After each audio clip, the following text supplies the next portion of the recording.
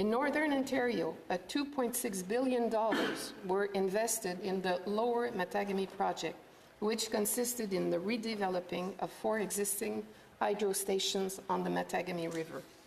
For this project to be successful, there needed to be agreements reached between stakeholders to make this a win-win for all.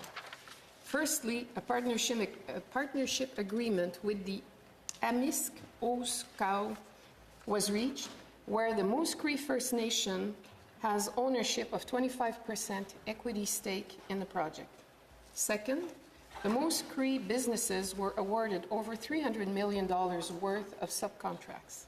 At peak construction, 1,800 people worked on the project, including over 250 First Nations and Métis workers. Third, there was a training program put in place where workers were able to receive classroom and on-the-job training.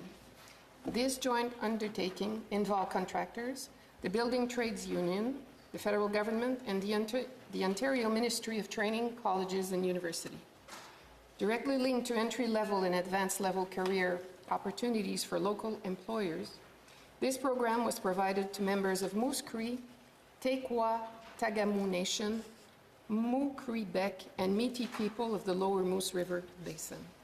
Nearly 70 apprentices achieved registration in several stages of the construction project, including carpenters, chefs, laborers, heavy equipment, crane operators, and iron workers, which will ensure there are skilled trade workers for the length of the project and for future infrastructure projects.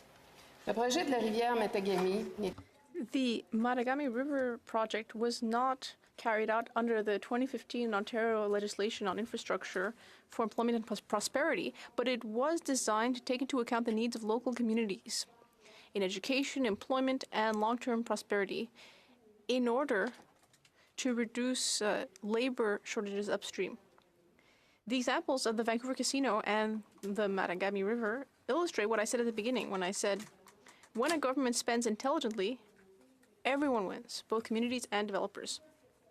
Many sectors will benefit from the community benefits generated by these agreements.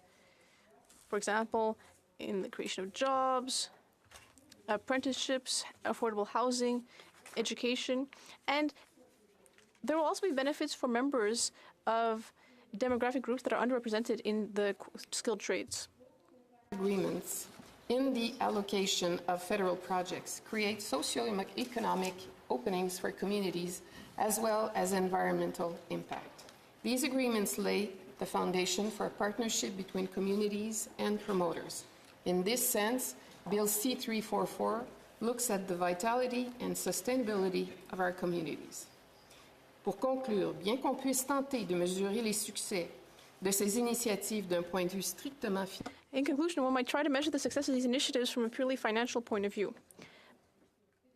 But the global return on investment from a federal infrastructure project that takes into account local benefits goes far beyond what is economically quantifiable. It could give an employment opportunity to someone who wouldn't have had that opportunity otherwise.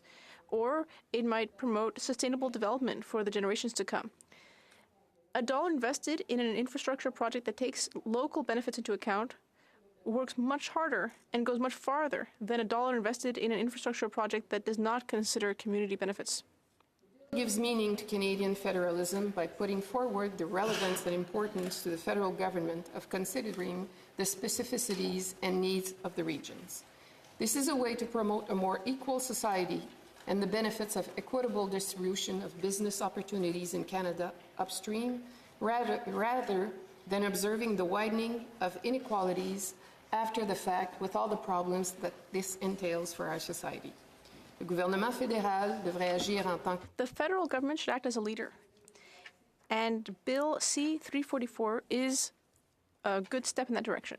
So I would like to invite my colleagues to study this bill in committee with a consideration for the future and for the needs of our communities. Thank you for your attention.